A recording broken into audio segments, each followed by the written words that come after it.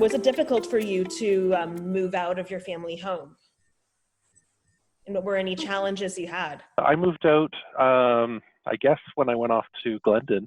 I lived in residence all 4 years there, and then I went from there to residence at Western when I did my master's, and I never moved back home. So I think it was sort of a slow move out, sort of over those 4 years. I moved out most of my stuff from, at least all the stuff that I really used from my parents' place. I didn't find it particularly difficult. I liked being on my own. I liked having a bit more independence, being able to take care of myself and that sort of thing. Especially at that time when I had a very different schedule to what my parents did.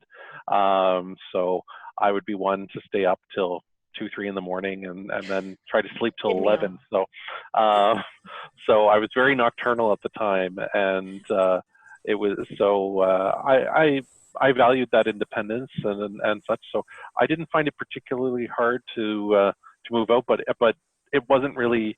I didn't really think of it as moving out.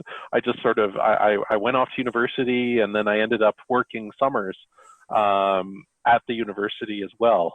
Like I was a night porter for the summer residence, so I ended up staying in residence for most of those summers. So I guess I didn't realize I was moving out when I was moving out. It didn't really hit me until I guess when I moved to Hamilton. When I moved to Hamilton, my parents basically shipped me a bunch of stuff and said, "Okay, you've been gone this long. You're out. So here's some more stuff for your place that we don't want to have here at home."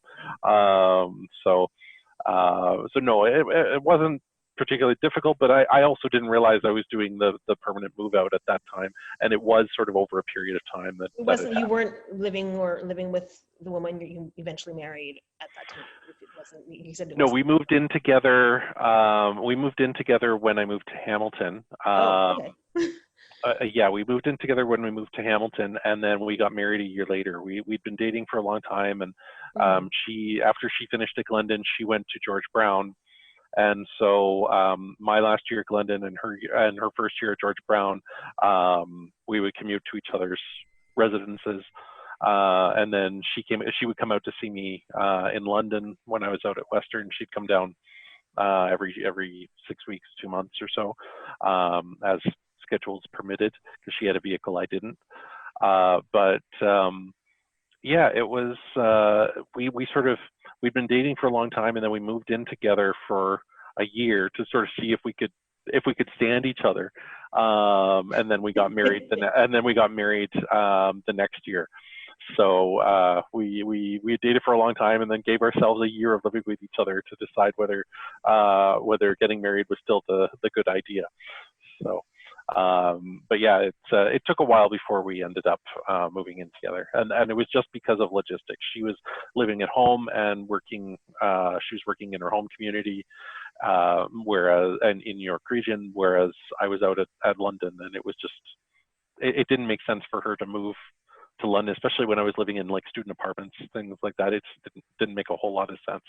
So I was only there for 2 years. So we decided that we would move in together when we went to Hamilton. And so she started looking for work in Hamilton about 6 to 8 months before we moved, so that she could be ready to go as soon as we moved in. So. And you, Sandra? Oh, well, I moved out actually as a late bloomer. I just moved out actually like 4 years ago. Before Rena, because before we knew about Rena, it's actually, they were thinking actually because they had a whole thing in Israel actually for people with Asperger's that I could have actually ended up living in Israel if Rena didn't work out. So I wouldn't have been talking to you guys. I would have been in Israel probably speaking Hebrew and who knows. You could still speak to us. I mean, in English, so you could still speak to us. But it's like 7 hour time difference. Yeah, it'll be due. Yeah, we figure something out. But yeah, I mean, it wasn't too bad. I mean, it was different. I think my dad really wanted me to move up. My mom was a little more apprehensive. I mean, she was okay with it afterwards, but since I'm an only child, as both you and Cynthia, and Stacy and Sam as well. So it's a bit harder, I guess. You know, I didn't live in residence. I went to York University, which is also London is also part of York, but I commuted. And even when I went to Seneca College, I also like lived walking distance of the college I went to, which was, I guess, a really good thing, because even in winter, it was easier for me to get there. Yeah, it's been nice. I mean, as Mackenzie said, it's good to be independent, you know, get around, you know, however you have to get from point A to point B. Yeah, I like it where I live. I mean, I still get to see my parents, not as much because of COVID, but it hasn't been too bad. I mean, I have a gym that's close by, a grocery store. So yeah, it's been fun. It's been fun being independent. You get to do your own thing, have your own schedule. I'm not a night owl. I don't sleep at go to bed like 2 o'clock in the morning. I've never been that kind of person, except for when I used to do security overnight. So I had no choice. But other than that, it's been fun actually, because you get to, you know, have your own schedule, do your own thing. I was gonna say that like even for me, I moved out when I was 29, and I think that if I hadn't met my husband, I'd probably still be living at home. And my husband, who he like actually has no disabilities whatsoever at all, he was still living at home when we got married, and he was 35. That's a cultural thing. Yes and no. He did move out for a while, but then he wasn't employed, so I think he needed to move back home. Or what happened was he was living with friends, and then they got engaged, and he felt like a third wheel, so he moved back home to save money. And then he had basically said to me, yeah, like he doesn't know what would have happened if he hadn't met me. But the truth was, when I would ask him, I'm like, so you live with your parents? He was like, no, my parents live with me. So I was like, I'm taking care of my parents. It's not the other way around. So, but we have a really good relationship with his parents, so that's all good. But speaking of like of being independent, this wasn't, I don't think this was on our list, but was we can deviate with career. Yeah, career-wise, how was it for you guys? I guess career-wise, because took a while to get diagnosed. When I finally got my diagnosis, you know, some jobs were easier than others. I mean, my last security job, I was lucky because the boss that I had was really nice. And of course, getting a job at Reno was great because they deal with people with developmental challenges. The people are really accommodating. They get along well with my coworkers. I don't have any problems. One of my coworkers that I work with at the Battle Center also has neurodiverse as well, so that helps. And because these people have experience dealing with people with challenges, it's been pretty easy actually. I've been looking at Reno for the last 3 years, and it's been great overall. So it hasn't been too bad overall. In terms of having a job. Yeah, and for me, it's a bit different because I took the sort of the academic path. I'm only now starting to really get into to the workforce. And that's not to say I haven't worked before. It's just been a lot of contract work and things like that, being a teacher's assistant, doing marking and things like that. So I did my 4-year honors BA, I did my 2-year master's, and then 8 years doing my PhD. And I worked as a, I was a student for a very long time, too long.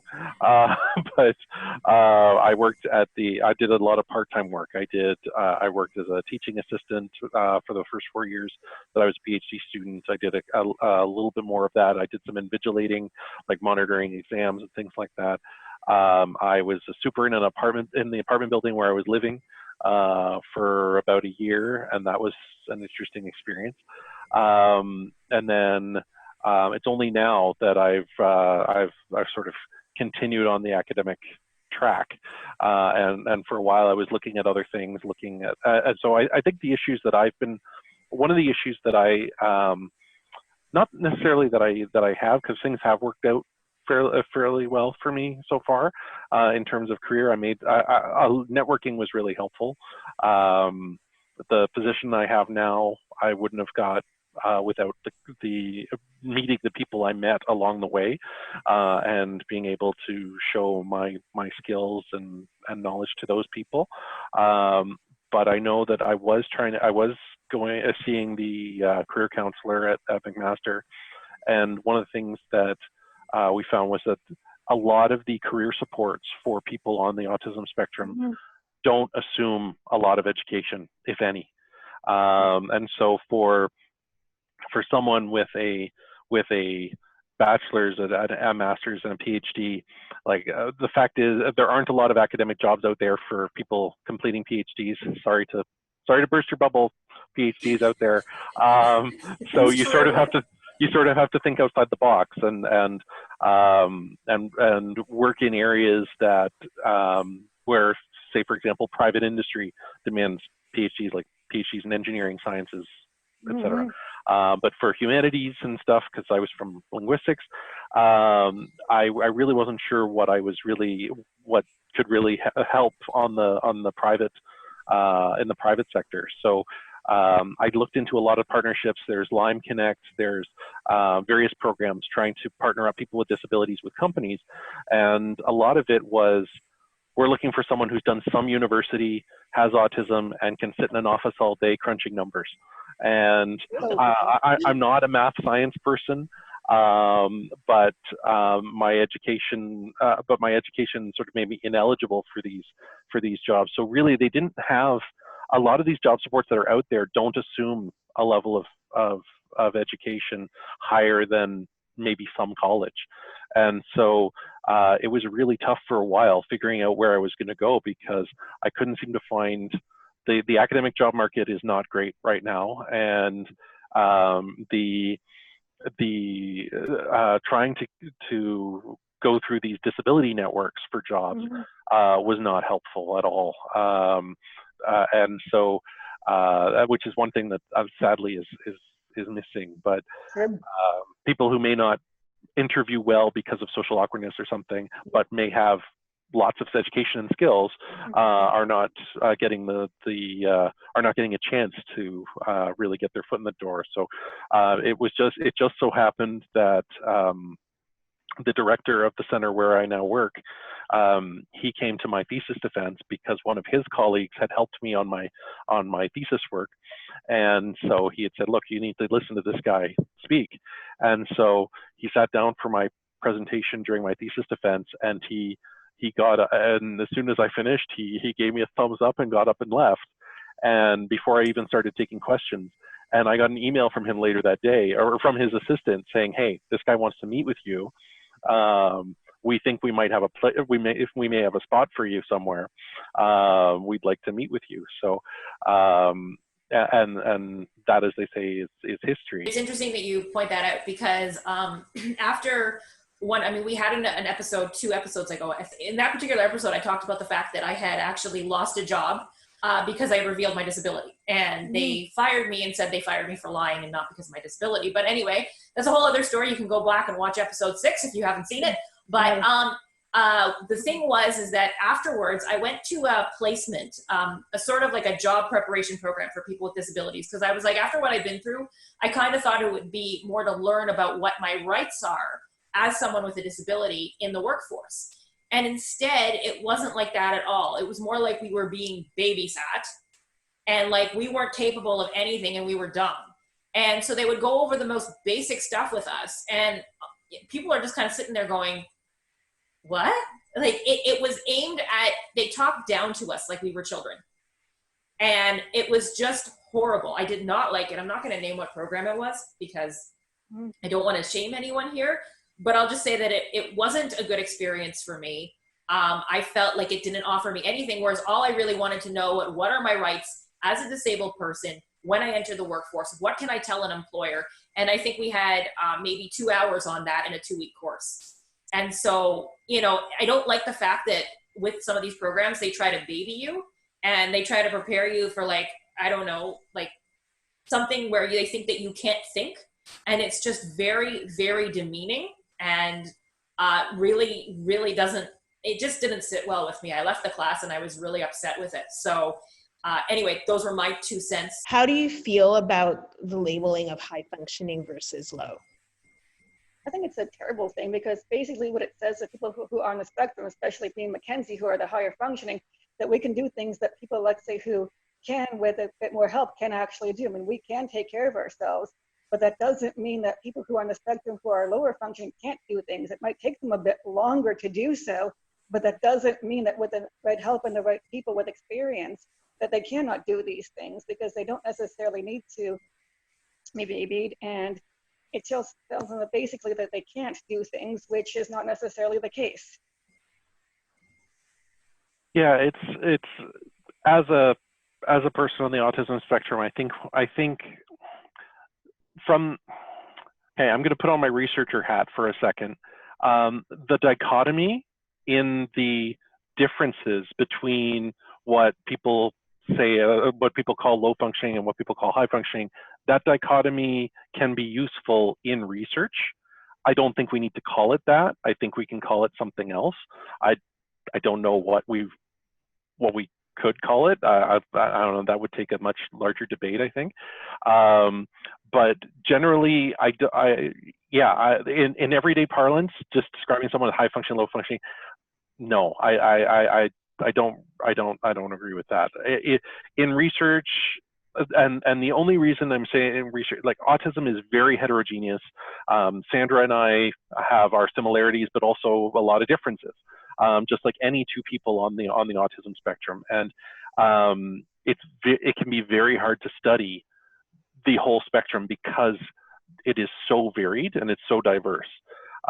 So being able to group parts of the spectrum together can be helpful from a research perspective, but as a general everyday parlance, I don't support the high functioning, low functioning terms. I was gonna say, it's the kind of thing where you think about, you could have somebody who in everyday life and who's not diagnosed or not on the autism spectrum, somebody who's a high functioning person, they have a high IQ or whatever, but they still don't know how to take care of themselves. They still don't know how to cook themselves dinner. They don't know how to, they don't know how to do everyday basic tasks. And so, if you're that kind of thing, it's a very, very odd thing to mention when that kind of thing, because if you know that there's many people out there who might not have an education, but they're smarter than a lot of people that have that maybe, I'm not saying you, Mackenzie, because I know that you worked hard for your degrees, but you could have, I knew somebody who had a PhD and he was not very street smart at all. I'm just going to say that he was not very street smart. There's a big difference between academic smarts and street smarts. Yeah. Mm-hmm. The next question that we have for you is kind of, what are some of the biggest myths about being on the autism spectrum or the neurodiverse spectrum in general? What are kind of things that we might think of, and what are things that really annoy you that you just can't stand and you're just like, oh, I wish I didn't hear this anymore. I don't want to see this online or something like that. These people who are capable of are quite academically smart. Maybe they're not the most socially adept, but they're still good at academics. I mean, for the fact that he has, going to do his postdoctorate is something that you are capable of doing. It may take you a bit longer than the average person, but that doesn't mean that you can't do these things. It doesn't mean that you can't have a job, that you can't have a family, that you can't be part of society. It might take a bit longer for me to make friends or to find someone to spend the rest of your life with, but that doesn't mean that you aren't capable of doing these things. Just because you have a challenge, not disabled necessarily, you just challenged basically. And I think that that's also the case for a lot of people, regardless of whether you're on the spectrum or anything else, that you are capable of being a functioning member of society, that you don't have to live like in an institution, that you don't have to live with your parents, that you can be on your own and take care of yourself. Yeah, absolutely. Absolutely. Mackenzie? Yeah, being neurodivergent is very much, it's seen a lot of different ways. And the way I like to think of neurodiversity and of being neurodivergent myself is I think differently than other people. And does that make certain things more difficult for me than the average person? Yeah. Does that make some other things that the average person finds difficult maybe a bit easier for me? Yeah, there's a bit of a trade-off there. A lot of the basis for a lot of my work is sort of around this notion of disability versus difference. And I think that some of the while like some people like Sandra, like myself, who are arguably on one side of the spectrum versus another side, neurodiversity means different people at different parts of the spectrum as well. Mm-hmm. So there's a lot of concern about people who are nonverbal with autism not having their voices heard and things, and I can't speak to their experience. I can only speak to my own. And so I know that there are people who are nonverbal who have. There are some people who are nonverbal that have large audiences that have been able to get their voice out there. Not everyone can, but I think that neurodiversity, there's an old expression in the autism world: when you've met one person with autism, you've met one person with autism. Lots of people on the autism spectrum are very different. I taught a course recently on autism and language, and a lot of these, I had a fair number of nursing students and stuff coming in asking a lot of questions about, well, how does autism look? What does it look like? What do we see here? And it's very hard to generalize, because you get people different ends of the spectrum, you get people different life experiences, different levels of ability, and it's very hard to generalize. And but people sort of live by generalizing and coming up with these sorts of easy categories to sort of put people together. So and autism is not just one category. You can see it as a number of different categories based on where they are on the spectrum and things like that. It's a vast area. So I think that people who I think one of the big things about neurodiversity, and we see a lot of this in the neurodiversity movement on social media and things like that, there are people on one end of the spectrum trying to speak for everybody, and that's just not the case, and they may not be able to relate to the experience of other people on the other side of the spectrum. I don't claim to speak on behalf of people who are nonverbal with autism. I have no idea what it's like to be in that situation. I can only speak to my own experience. And so I want people to understand that neurodiversity means that diverse. It is a wide spectrum, and you may get people who can speak to parts of the spectrum. You may not necessarily, you can't get one person to speak for the whole spectrum, including other disorders that fall into neurodiversity, like ADHD and schizophrenia and other disorders. So yeah, that would be the biggest myth in my view.